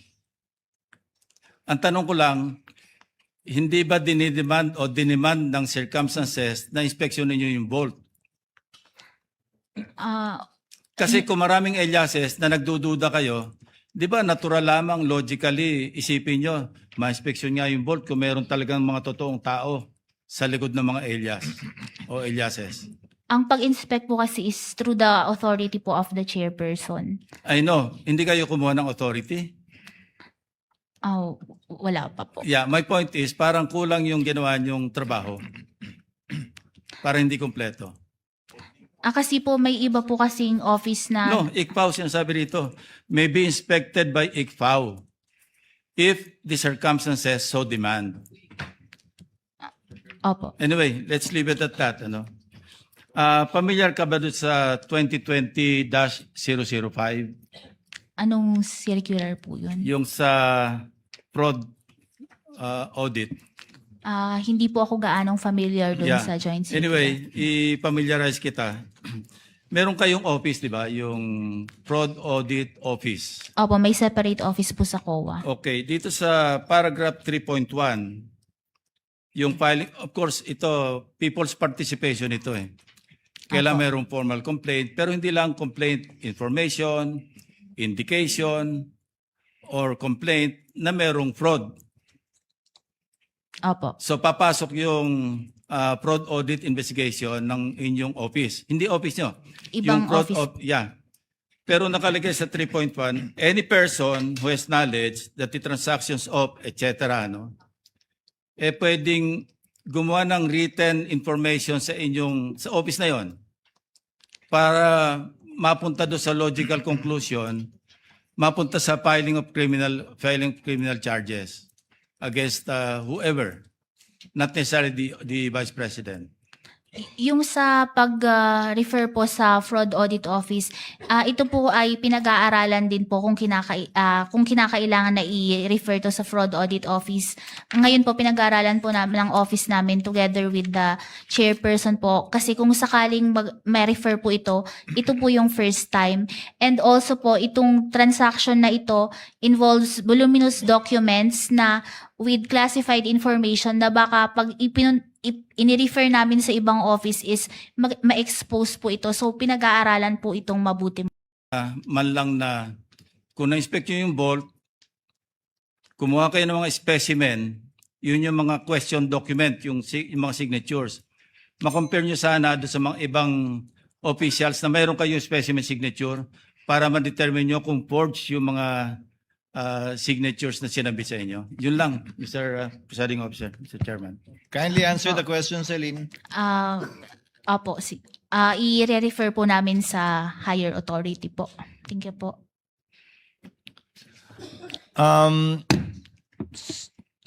The chair would just like to make some interjections. We will not have a round 2 anymore because we have to convene session at 4:15. So that we can dispense with the witness already. Just a few questions, Silene. Wala pang NFD lahat ng pondong pinag-uusapan natin. Fourth quarter of 2022, the first 3 quarters of 2023 for DepEd and OVP. Opo, wala pa pong NFD. So wala pang final decision lahat ng ito. Opo, tama Pag po. sinabi nyo nag-demand kayo ng restitution, ang ibig sabihin lang naman ito, kinarga nyo na as an unliquidated cash advance yung mga yung mga dinisallow ninyo. Opo, tama po. Yun lang naman po ang ibig sabihin nun, di ba? Hindi naman ibig sabihin, isoli mo, bigay mo yung pera sa akin. Ibig sabihin nun, ilalagay namin yan as unliquidated cash advance during the pendency of the notice of disallowance. Yes po, kasi may mga remedies pa po sila. Kasi hindi pa nga final at wala pang NFD. Opo. Tama po? Pangalawa, ano po ba pagkakaiba ng disbursement sa transfer? illegal mag-transfer ng pera ang SDO sa isang non-SDO, pero pwede po ba siya mag-disburse sa isang non-SDO o unbonded na tao? Hindi din po pwede, hindi rin po niyang ibigay yon sa unbonded na tao. Recipient na po yun eh. Yung sa disbursement po niya, opo, hindi banded, pero kung dapat po diretso from the SDO to the recipient of the confidential fund po. So, ang disbursement pwede sa non-bonded na tao, ang transfer ng pondo sa non-bonded hindi pwede. These are technical terms. Opo. Di ba? So, kung ang pinagbigyan ay recipient, pwede yon kahit non-bonded. Opo, kasi siya na yung talagang recipient ng confidential fund. And as a final question, Eileen, I checked the transcript, which the court took judicial notice of. I would like to ask more eyes to look at it. Hindi ko nakita sa transcript na sinabi ni Gina Acosta na binigay niya kay Lachica lahat for the fourth quarter of 2022 and the first 3 quarters of 2023. Medyo may ganung punto pa si Eduarda. Pero kay Gina Acosta, maliwanag na binigay niya yung 125 ayon sa kanya kay Lachica sa last quarter, pero hindi ganun kaliwanag na yun din ang ginawa niya for the first 3 quarters of 2023. Ano po ba particular yung pinagbasihan niyang dokumento nung binanggit niyong dinisallow namin agad dahil sabi ni Acosta, binigay niya lahat kay Lachica. Hindi ko po makita, baka pwede niyong maituro sa TSN kung saan. Yun po kasi ang pinanghawakan namin doon, yung general statement niya na yung ginagawa nila is ibinibigay niya kay Colonel Lachica yung confidential fund po. Pero ang tinutukoy po niya ay yung 2025. Yung general statement po ni Eduarda, yun ang tumutukoy sa confidential fund ng DepEd para sa 3 quarters ng 2023. Pero hindi po pareho yung statement nila ni Gina Acosta na ganun kaliwanag na yun din yung ginawa niya sa first 3 quarters of 2023. Ano po ba yung particular na pinagbasihan niyo? When you say general statement yung pinagbasihan niyo, yung narinig niyo po ba o yung TSN mismo? Yun nga po, yung naging admission niya na binibigay niya kay Colonel Lachica po. Kindly listen, Eileen, yung narinig mo nung nandun ka o yung TSN mismo? Yung narinig ko po nung nandun po ako na sinabi niya na binibigay niya kay Hindi Colonel mo Lachica. pinagbasihan yung aktual na TSN na marahil mas maliwanag tungkol sa bagay nito. Opo. So based lang dun sa narinig mo nung nandun ka. Opo. Thank you, Ms. Eileen. Senator Padilla, yes,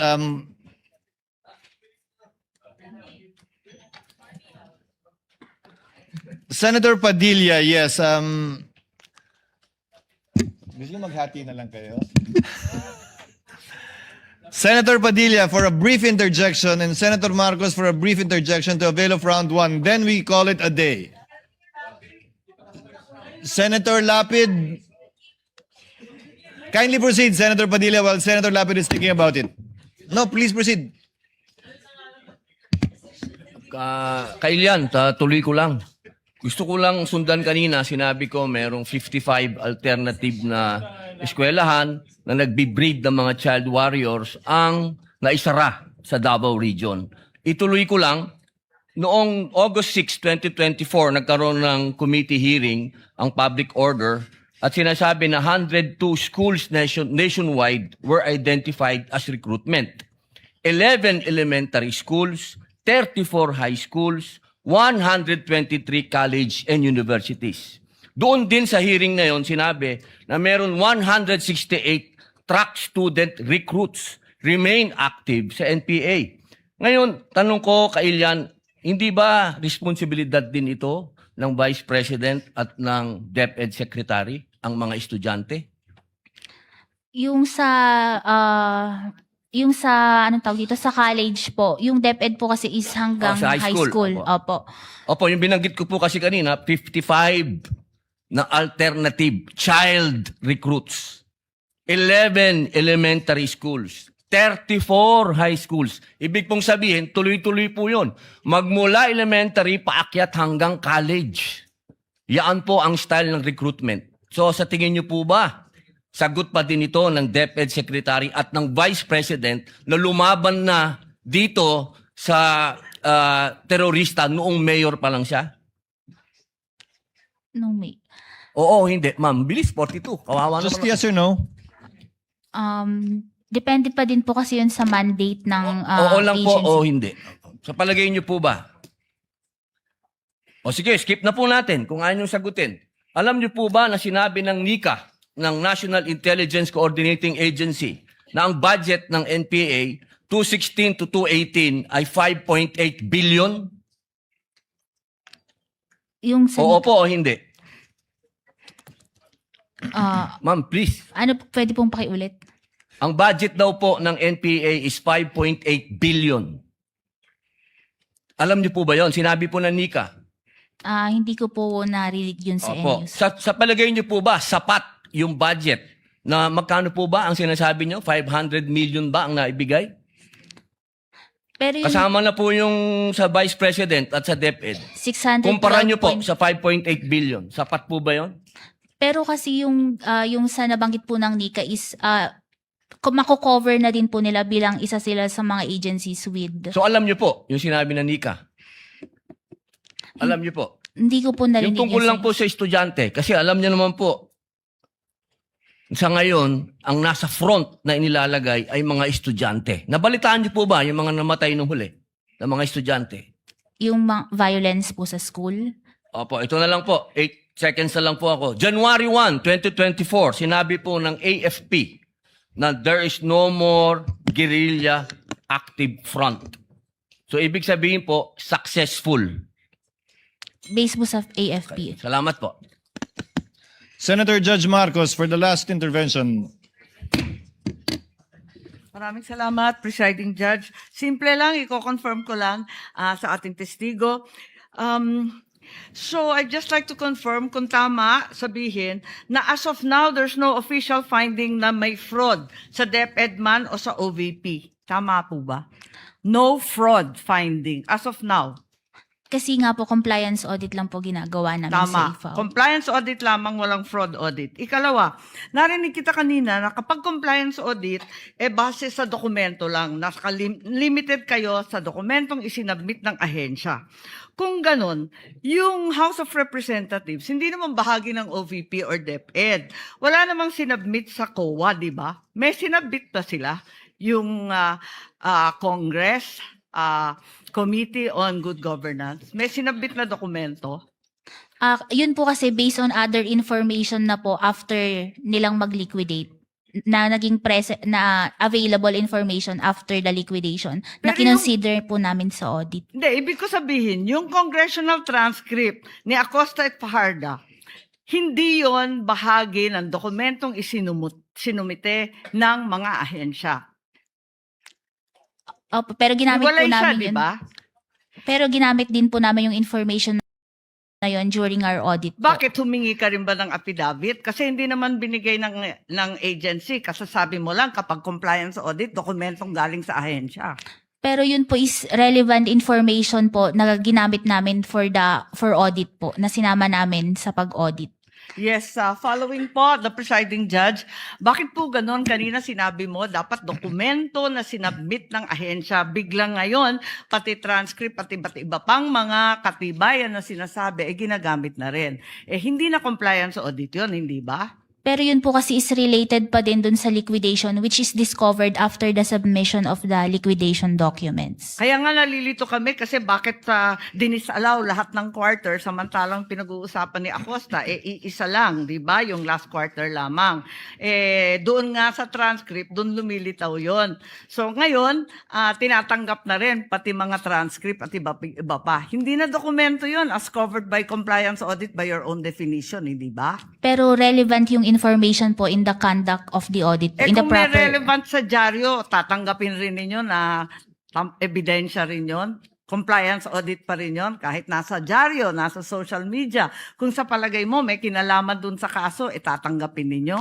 Kasi nga po dun sa circular, pwede kaming mag-dependent sa other documents deemed necessary sa audit po. So, pwede, miski anong dokumento. Parang lumalabo yata yung joint circular. Maraming salamat po. Thank you. Again, that would be the last round for this witness. Ms. Eileen, salamat po sa inyong kooperasyon. Salamat sa inyong pasensya. Salamat sa pagsagot sa lahat ng tanong mula sa magkabilang panig. Gayon din mula sa mga senator judges. You are excused, ma'am, and thank you very much for your time and cooperation. Thank you po, Your Honor. Ingat po kayo. As I understand it, we issued subpoenas for Fajarda, Acosta, and Pareja for only up to today. Will we be issuing subpoenas for the 3 witnesses again for Monday, Tuesday, and Wednesday, lead prosecutor? We confirm, Your Honor. We just want to put on record that Can you We place on are- record the order? yes, we are moving for the reissuance of subpoena ad testificandum for the following trial dates, August 17, 18, and 19, to the same witnesses as follows. One is Ms. Marivic Pareja, the House of Representatives Legislative Information Bureau Director. Second is Ms. Gina F. Acosta, the former Special Disbursing Officer of the OVP, or Office of the Vice President. The third is Edward Fajarda, the former Special Disbursing Officer of the Department of Education. We understand, Your Honor, that the Honorable Impeachment Court already noted the respective addresses. However, please note that the subpoena for Edward D. Fajarda must be addressed to the Office of the Vice President as well. Yes, Likewise, Your because Honor, he's already transferred to that office. in line with our intention as well to maximize our time in presenting the prosecution's witnesses, we are likewise requesting for the issuance of subpoena ad testificandum to Lemuel G. Ortonio, Assistant Chief of Staff of the Office of the Vice President, with the same address at OVP Office, Your Honor, in Mandaluyong City. So this is the fourth one. Sorry, Your Honor. This is the fourth one. This is the fourth one, Your Honor. And we would like to put on record as well that the written manifestation with request for subpoenas ad testificandum has been furnished to the defense and has been filed with the Office of the Clerk of Court of the Honorable Impeachment Court. And the chair would like to remind the lead counsel to kindly furnish the counsel for the respondent any requested stipulation for documents you may want to prior to the scheduled trial of on Monday. So hopefully within the day or tomorrow, so that they can already comment on it in open court on Monday. We submit, Your Honor. Your Honor, Any other matter you want to take up, counsel for respondent? Your Honor, good afternoon. I confirm receipt of the manifestation with the request for subpoenas ad testificandum for the 4 intended witnesses of the prosecution for next week. I would just like to inquire the order in which the prosecution intends to present these 4 witnesses, specifically who would be their witness on Monday, Tuesday, and Wednesday, just for our guidance. I believe it is in the order stated: Pareja, followed by Acosta, followed by Fajarda, and then Ortonio, Your Ortonio. Honor. We confirm, Your Honor. In that order. So the subpoena for Ortonio will be issued only on 18 and 19 for sure, because surely we cannot take him up on the 17th. Thank you for the clarity, Your Honor. Second item is that we also would like to confirm that as of today, in response to the directive of the presiding officer, we have not yet received any request for any potential stipulations or any factual stipulations the prosecution intends to ask from the defense. However, the more important manifestation that I would like to make today, Your Honor, is in relation to a social media post that I happened to see. And this was posted at 11:29 a.m.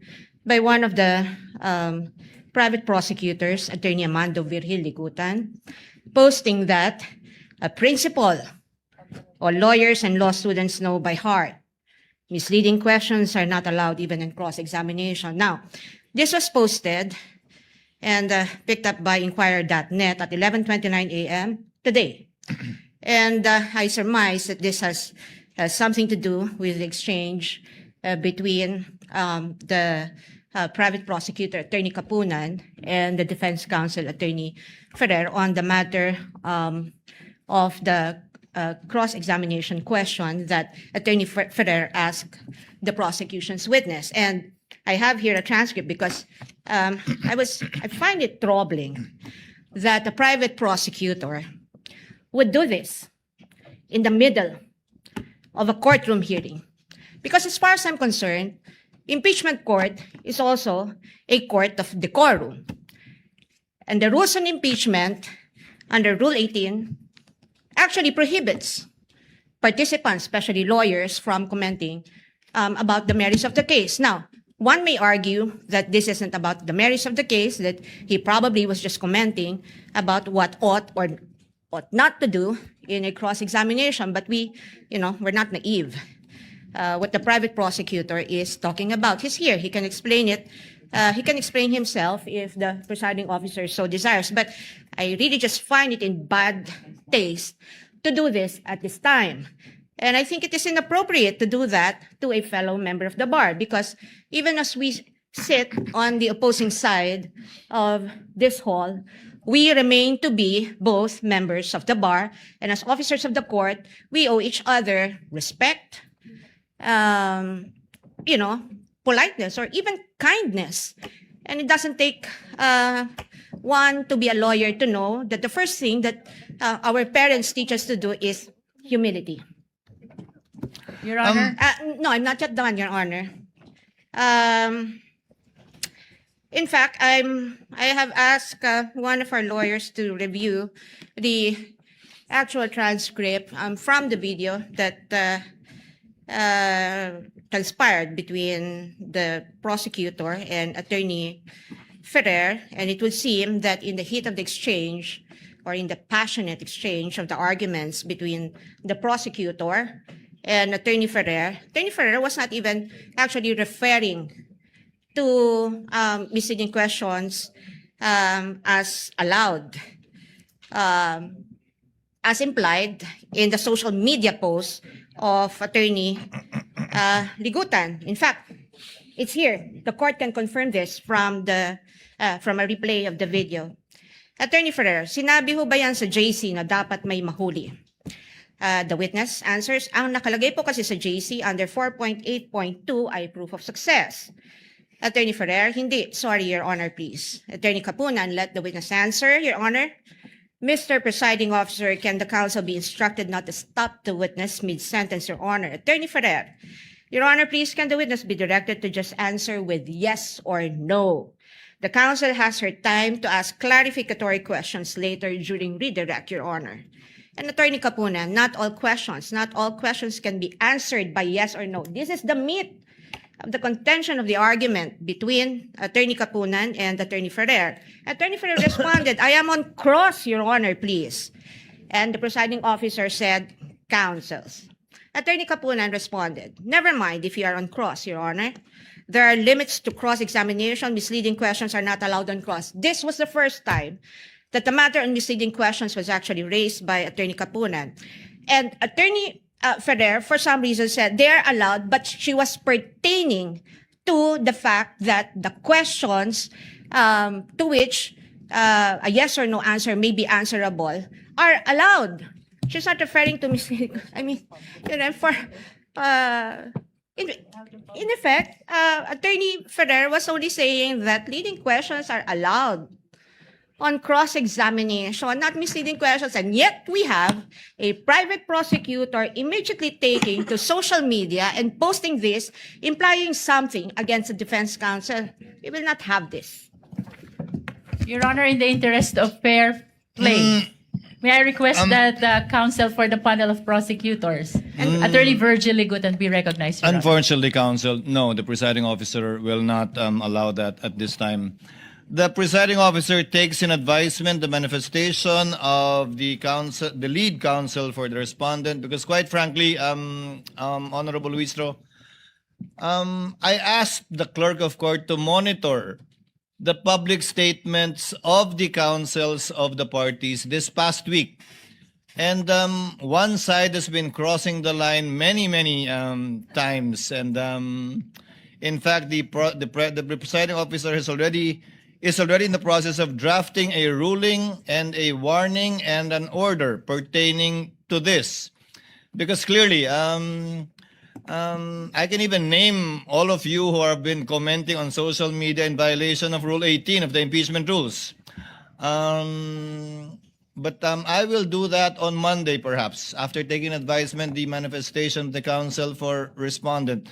It's not really so much being cordial or nice or kind, but it's a basic violation of Rule 18. I already talked to the parties 2 weeks ago, reminding you that you might want to consider appointing spokespersons who are not part of the panel of prosecutors nor a private prosecutor, but you insist on maintaining that. So after 2 weeks, the court is constrained to make a decision and ruling on that.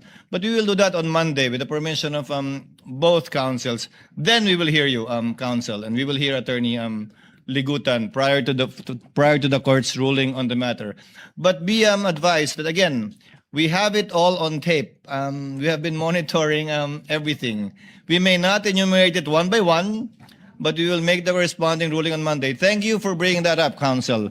It gives me a reason to actually issue the ruling, which we have prepared and have been preparing the past few days.